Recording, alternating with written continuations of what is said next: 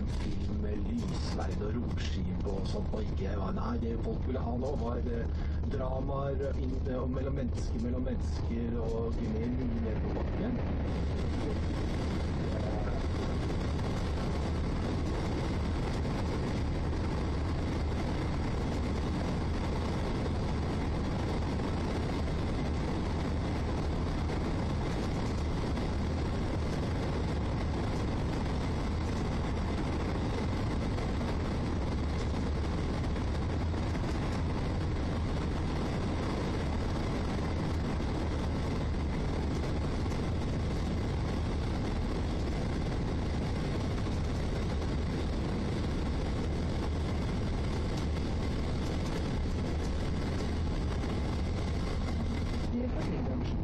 Fordi at spesialeffektene, det var helt unike på det tidspunktet der. Det var noe av det som gjorde at folk fikk behov for en film. Og så er det bruken av surround sound. Kanskje ikke tenke på det at nå kommer lyden overalt i kinosalen. Det var ikke normalt før Star Wars kom og viste at jo, dette her er ting du må gjøre. Og så er det det med tidspunktet den ble sluppet. Den ble sluppet det som 25. mai. Det var ikke på det tidspunktet normale store Hollywood-filmer skulle bli sluppet. Men etter det så har Hollywood forstått at jo, det er mulig å få til virkelig sånn kassasuksess med å slippe på dette tidspunktet. Da skal du ha Halvard Sandberg.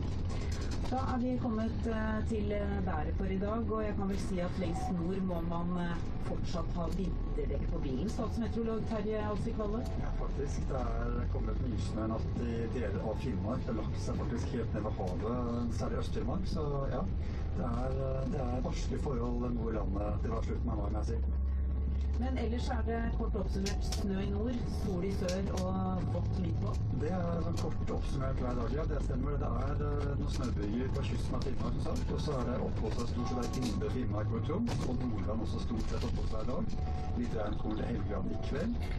Og så er det regn som dreier seg nordover gjennom Midt-Norge i dag, og opp mot Trøndelag nå etter hvert. Vestlandet får en bedring. Det er jo mye sky på Vestlandet nå, men her etter sørfra så solen vil dukke frem der nå utover dagen. Først til Rogaland, og senere så lenger nordover sør for Stad, men sesongen fuglene får nok skyer i hvert fall frem til ettermiddagen i dag. Og i Østafjell så er det sol og opp mot 25 grader ettermiddagstimene flere steder. Det er sol de fleste steder i Sør-Norge, sier du, men det er stor forskjell i temperatur mellom kystnære og ikke-kystnære strøk? Ja, særlig når solgangsprisen kommer, så kan temperaturen på kysten falle flere grader. Det er gjerne sånn at når det blåser fra kyst og inn mot land, så vil kysten avkjøles fordi at sjøtemperatur på denne årstiden her er fortsatt ganske lav, rundt 12 grader til Skagerrak, og når da luften kommer derfra, så vil man ikke oppleve 20 grader akkurat i kystområdene, men innlandet så vil temperaturen da ligge på rundt 25 grader over store områder.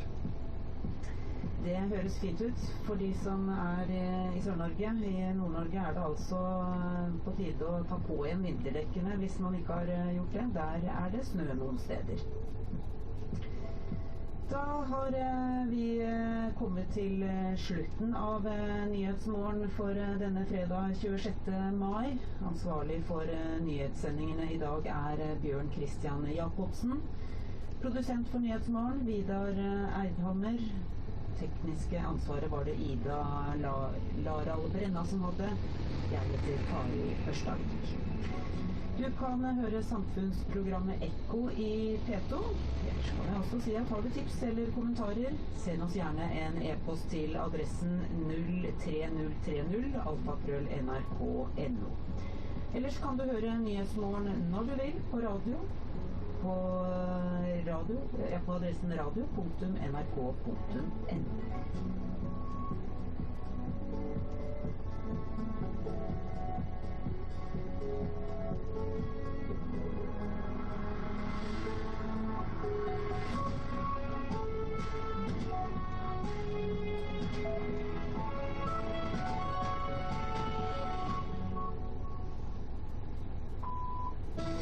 It's 10 o'clock in London, 5 in Washington, midday in Nairobi. I'm Anu Anand with World Update from the BBC.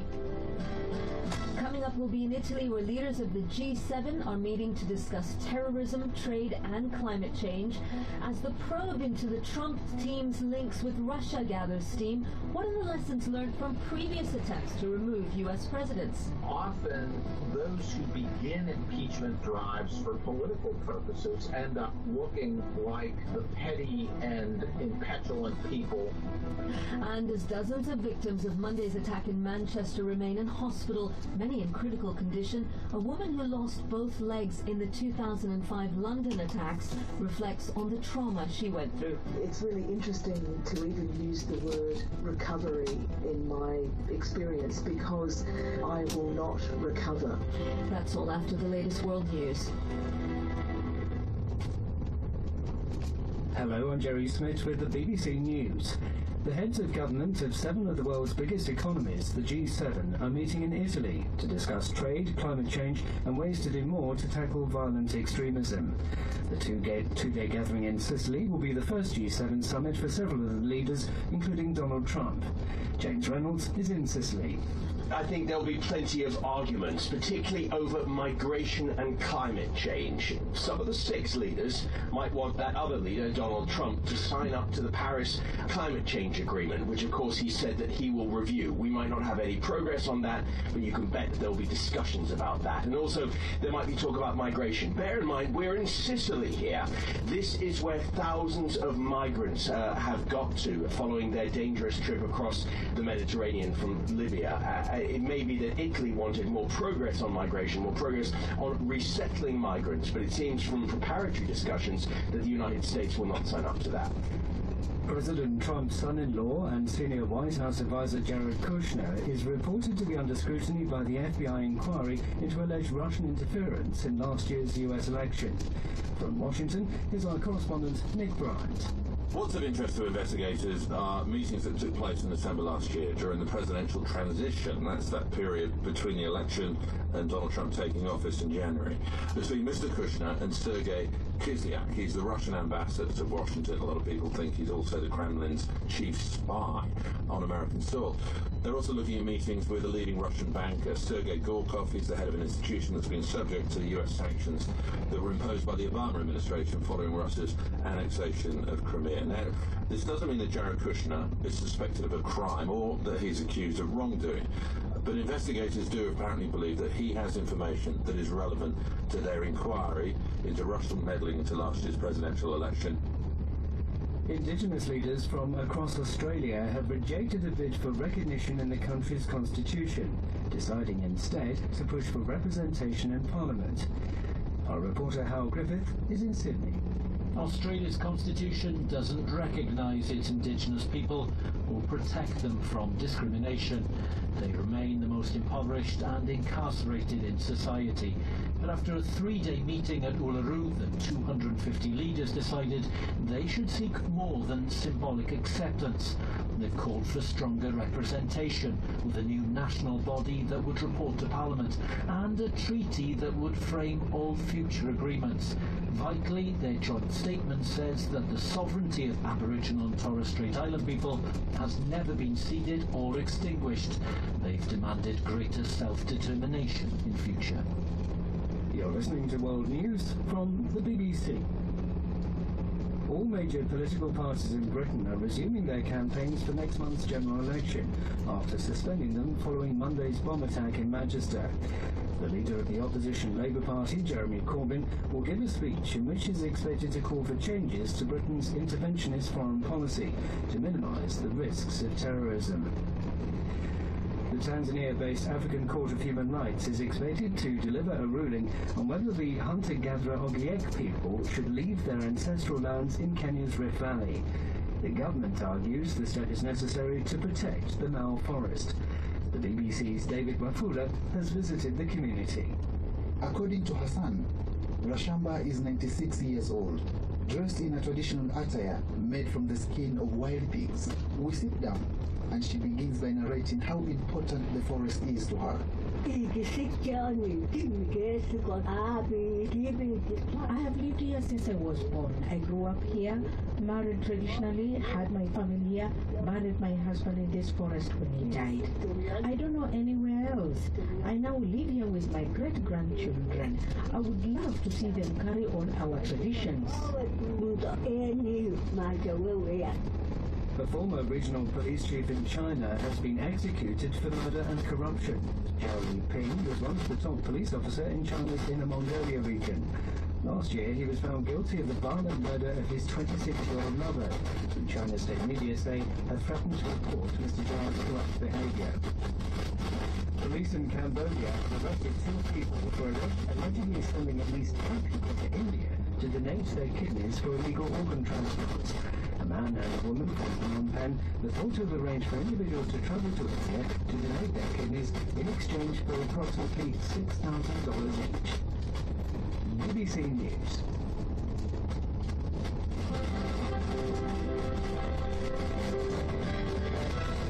Hello, welcome. You're listening to World Update from the BBC in London. I'm Anu Anand.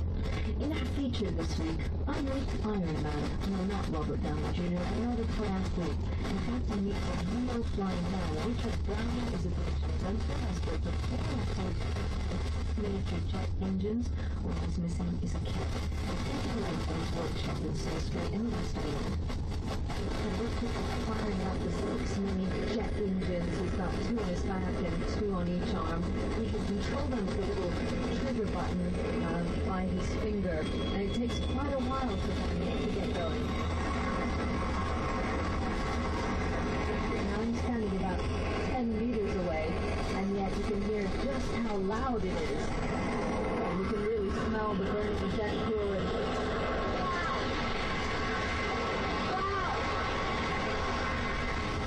Stay tuned for more in about 10 minutes' time. Now, we're going to start with a story that isn't actually topping the headlines today, but it's still an important one that's missed in airing these past few weeks because of other global events. We still felt it was important to tell you about it. In India earlier this month, to the horror of the nation already scarred by the 2012 gang rape of a student in Delhi, another young woman was found, this time in the neighboring state of Haryana. She'd also been gang raped, but she was already dead. The brutality of the attack evident from the fact that her skull had been smashed in. And it's as if to underscore just how big a problem, not just rape, but gang rape remains in India. News yesterday that a family of 4 women were gang raped at gunpoint in the state of Uttar Pradesh. To understand why this is still happening despite tough new laws, I've been speaking to Meenakshi Ganguly. She's South Asia Director of Human Rights Watch. The week that this incident happened, around then there were 2 many verdicts also on rape cases. There was the Supreme Court the High Court that upheld the conviction of people who committed rape during the Gujarat riots. A woman called Justice Maja, who was gang raped by a mob in 2002, and the perpetrators were convicted to life. Two government officials, including ex-people and police who were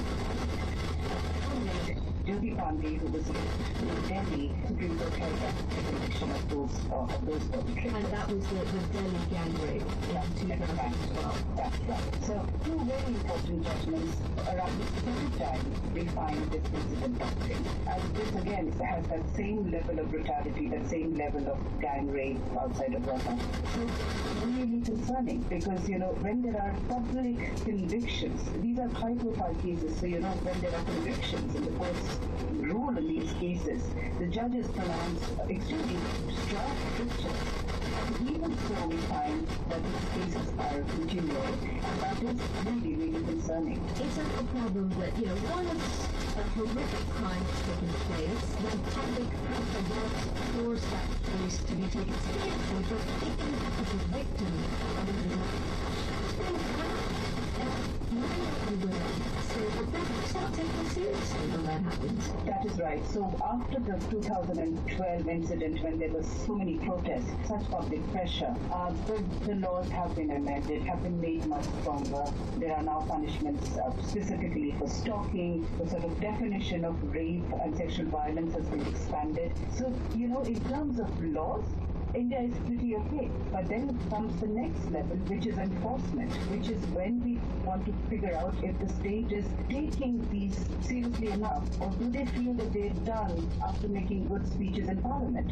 When the amendments were adopted in Parliament, MP after MP across party lines condemned these kinds of sexual violence cases. And yet, when we go to each of the states, India is a federal structure, so eventually these laws have to be enforced by state governments. And we will find that in every state, the state governments are falling short, including in Haryana, where this latest incident happened.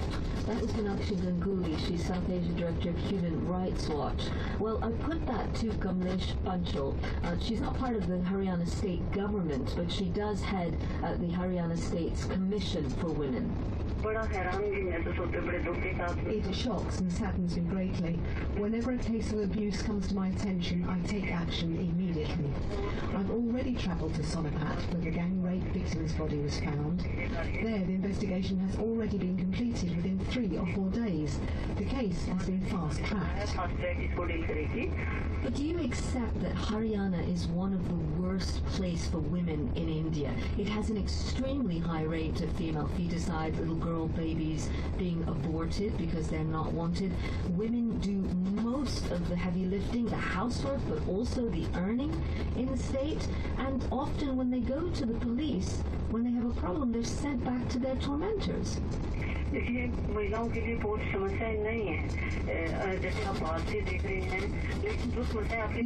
women don't face any problems here. You're looking at it from the outside. These recent cases are shocking and tragic, I agree. But where our communities once forbade women from leaving the house, now people's attitudes have changed. Now women work in many sectors. Some incidents do occur that are wrong, and we take action. But change takes time. India is a very big country with very many people, and we're bound to have a few men with the wrong ideas. They need to be educated from the time they're at school. You're saying that this is an outsider's view, but I've been to Haryana many times, and I've seen for myself the kinds of brutal issues that women are facing there. They even say, that there are more cow shelters in Haryana than there are women's shelters. Yes.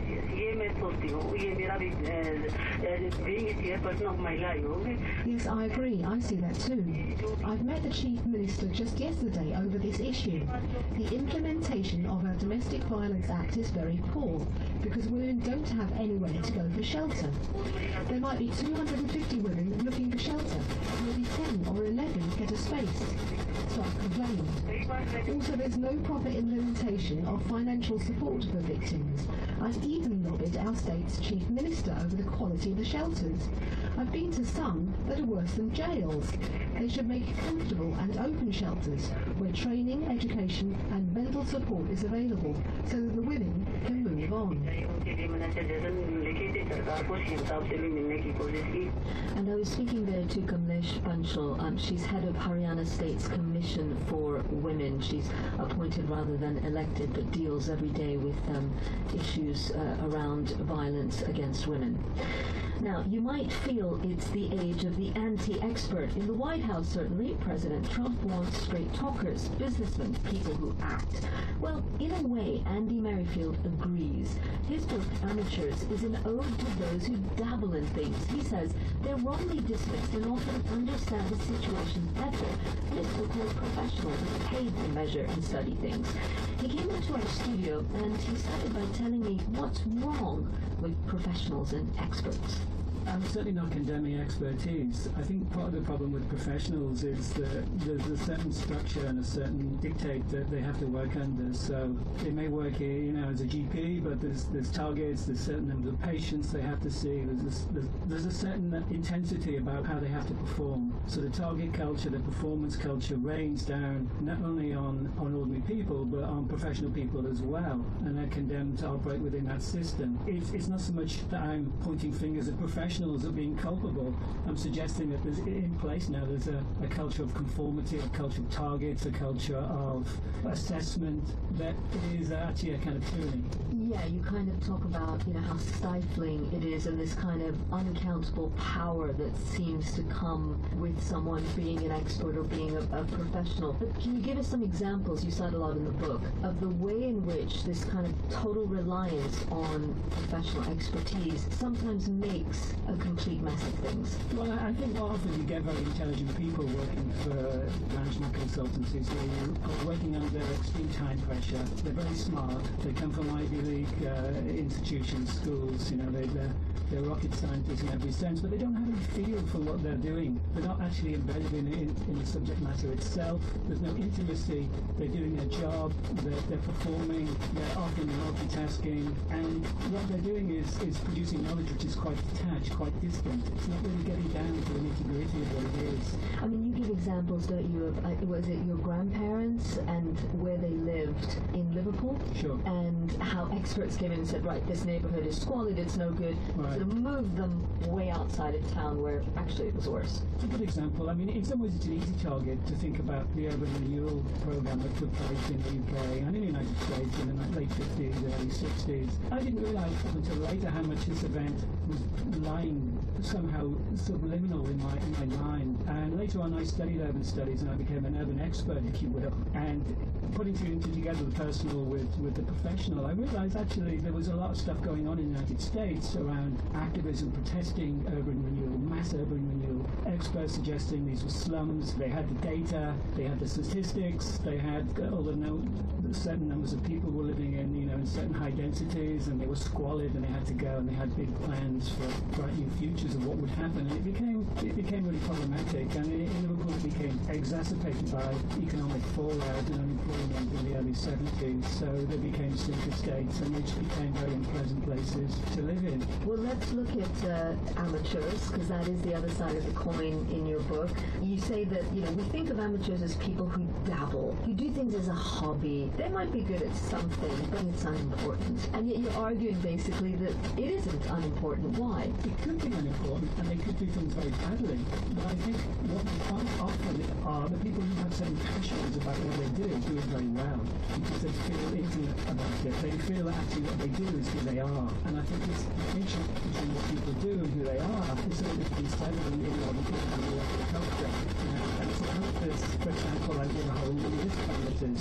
One of the great amateurs I admire enormously is a woman called Jane Jacobs. And a few weeks ago I was watching a documentary called Citizen Jane, and how she stood up for professionals in the early 60s in the United States around urban renewal. And often amateurs sometimes are housewives on the front end, as she was indeed. And amateurs who have certain passions have a certain intimacy with the subject matter. And because they're not paid, and because they're not specialised in that sense, they can think outside the box. They can make connections what often professionals don't, because they're actually hidebound with a lot of specialisation. Once you're an expert, if you think about it, you can't go into different walks of life where you're not an expert.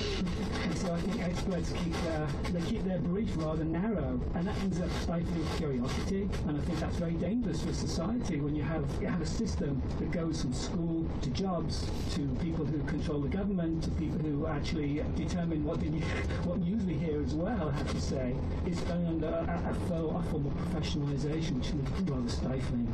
That's Andy Merrifield. His book is called The Amateurs, and if you're wondering what he thinks about President Trump, he said simply that he thinks some politicians are using this anti-expert sentiment perhaps a bit cynically, but do stay tuned. There's lots more coming up here on World Update from the BBC, including in a moment our Friday feature, The Real Flying Iron Man.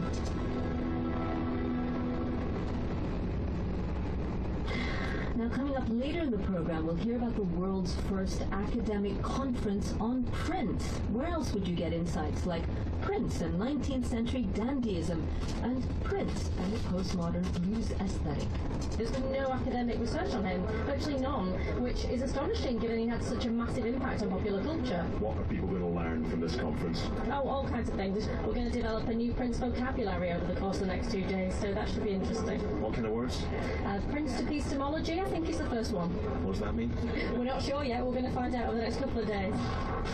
Get your purple boots on for that. And our headlines here at the BBC. President Trump is in Italy for his first summit of G7 leaders, where tough debate is expected on trade and climate change. And Mr. Trump's son-in-law and close advisor, Jared Kushner, is reported to be under FBI scrutiny as part of the ongoing Russia investigation.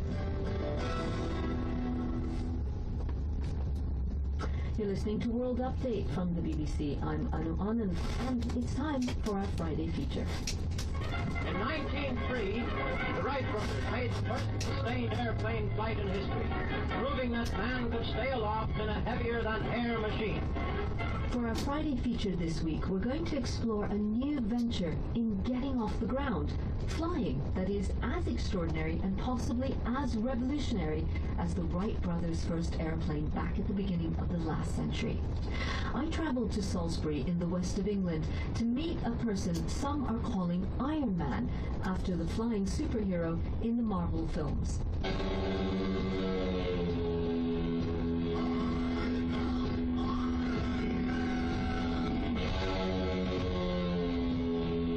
Richard Browning has invented a suit that's wowed the world, a suit that enables him to fly. I met him in a farmyard workshop as he was strapping on his self-made Iron Man-like suit. You're putting the suit on, Richard, and you look like you're wearing some bicycle gear. There's a lot of elbow pads, knee pads, and you've got this backpack on your back with lots of wires coming out. Yes, as you've noted, there's a lot of body armour involved in this, and that's really quite simply to minimise the downside of the inevitable, spills we take during this still, development journey we're on.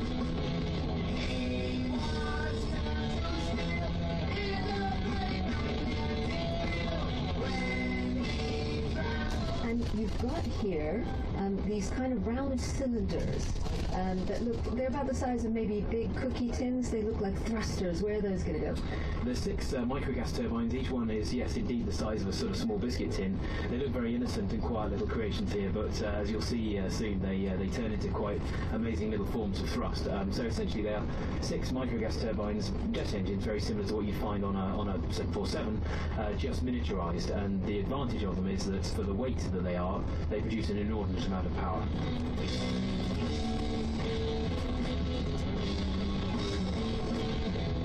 So you're pretty much suited up now, and you've got 2 thrusters on your back, and what about these that you've got by your side? So they're pairs of engines which are going to be on my arms in a minute. We've got a system where they can be stowed effectively on either side of the hips, just to leave your hands free. And that's a pretty cool helmet you're wearing. It looks really futuristic. I'm just going to try and describe it. It's black, but it looks like it has a camera on the top of it, and of course it's got this cool kind of mirrored visor bit. What does it do? So it's the holographic heads-up display helmet. Essentially, as I'm looking at you, painted over your face is all my engine data and fuel information, and a bit like a fighter plane, I have that hovering in front of my view. So, yes, it's very cool. It's kind of, frankly, better than you'd see in the Iron Man film, but it's actually very, very practical because I can't exactly look down at dials or have my attention distracted too much. So having that hovering in front of me is super useful for this application. Yeah, we're flying. It feels just like flying. So how does this go up in the air? So we fire up all the 6 jet engines, we stabilise them, then we increase the thrust on them all. I start with my arms flared out to a degree, bring in quite a lot of power, and then as I move my arms down, essentially the thrust is all beginning to counter my own weight, and when it equals my own weight, I'm then weightless, and then I give it a little bit more in terms of moving them down even further, and then I start to lift off. And then from thereafter, it's a bit like riding a bike in 3 dimensions. The balance and control is all down to the brain's ability to manage that balance, and I can just drift around pretty much where I like. I keep it very low, just purely from a safety point of view. We could go very high and very fast, but that would just be dangerous at this stage. How high and how fast could you go? Well, thousands of feet and hundreds of miles an hour. It's 800 horsepower, this system, and it only 45 kilos, including the fuel, so it's very potent. How high have you been, and how long have you flown? Oh, we've been 3 meters. We've flown most of our concrete just because that picks up less dust and debris, which is good on the engines. It's not great for the pilot if you had a problem, hence why we've only kept it pretty low. And its duration, again, it's usually 4 or 5 minutes, but we could go for over 10 now. How does it feel when you actually get off the ground? I mean, is there some sense of, oh my goodness, this could all go out of control? Are you scared? Is it exhilarating? It's a big rush every single time I do it. The noise, the power you feel, that weird sensation of literally lifting off the ground, the weight coming off your feet. And I guess the concentration focus to execute a smooth flight. It's a massive rush every time. It's great. It looks amazing to watch, but actually flying it is unlike anything else. Now Richard is firing up 6 mini jet engines. He's got 2 in his back and 2 on he can control them with a little trigger button by his finger, and it takes quite a while for them to get going. Now I'm standing about 2 meters away, and yet how loud it is. You can really smell the burning jet.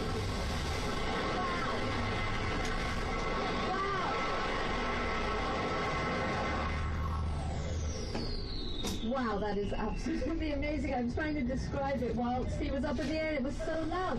He literally just suddenly opened his tipping toes, and the next thing we knew, he was about 3 feet in the air and literally just flying around. It was amazing. He's come down now, so I'm going to go and have a chat. That was amazing. Yeah, absolutely amazing. Yeah, no, it was a good flight. Every time we do it, there's the ever-present possibility of, or frankly, an engine failure. That's why we fly low. And if we get that, I just spin round and sort of fall on the ground. It doesn't usually do me any harm. It just often damages the equipment. I have to say, though, the debris that came flying towards us is still in my mouth, and I can see what you mean about the noise. It is incredibly loud. It's like being next to a plane taking off. Yeah, so the air is exiting these all 6 exhaust nozzles at Mach 1.5, so 1.5 times the speed of sound. Wow. And it is 800 horsepower.